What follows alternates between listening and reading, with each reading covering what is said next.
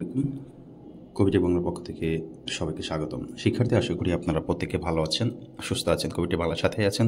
আপনারা যারা 2025 সালে এসএসসি পরীক্ষা অংশগ্রহণ করতে যাচ্ছেন, আপনাদের জন্য বিশেষ কিছু নির্দেশনা আলোচনা করব। পড়ার সময় সাথে থাকবেন। আর যারা এই মুহূর্তে আমার চ্যানেলে জয়েন করেছেন, অবশ্যই চ্যানেলটিকে সাবস্ক্রাইব করে বেল আইকনটি অন করবেন।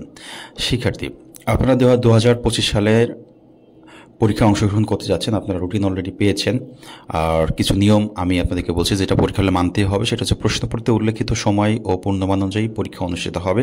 তার মানে পরীক্ষায় যেই পূর্ণমান থাকবে, যদি 60 মার্ক থেকে 60 মার্কের পরীক্ষা দিতে হবে, যদি 30 মার্কে থাকে তাহলে 30 মার্কের পরীক্ষা দিতে হবে। এবং সময় 3 ঘন্টা থাকলে 3 ঘন্টা, 2 ঘন্টা থাকলে 2 ঘন্টার পরীক্ষায় অংশগ্রহণ করতে হবে। আপনি যদি চান যে আমি 1 ঘন্টা পরীক্ষা দিব বা নিজের মতো করে দিব, তাহলে হবে না। আর তাত্ত্বিক অথবা ব্যবহারিক অংশের রেফার থাকলে তাত্ত্বিক ও ব্যবহারিক উভয় বিষয়ে পরীক্ষা দিতে পাশ করতে হবে। মানে আপনি যদি সাপোজ পদার্থবিজ্ঞানে ফেল করছেন, তো পদার্থবিজ্ঞানে ফেল করলে পদার্থবিজ্ঞান লিখিত পরীক্ষাও দিতে হবে, আবার ব্যবহারিক পরীক্ষা অংশগ্রহণ করতে হবে। যদি ব্যবহারিক পরীক্ষা না দেন তাহলে কিন্তু আবার ফেল আসবে।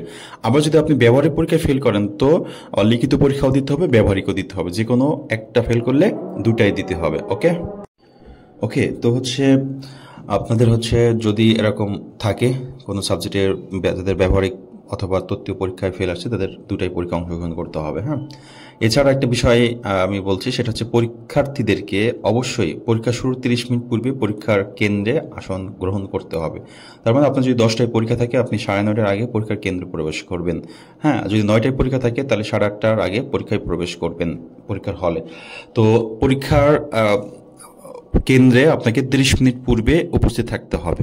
এছাড়া আপনার কেন্দ্র সচিব ব্যতীত আছে, এটা আপনাদের না।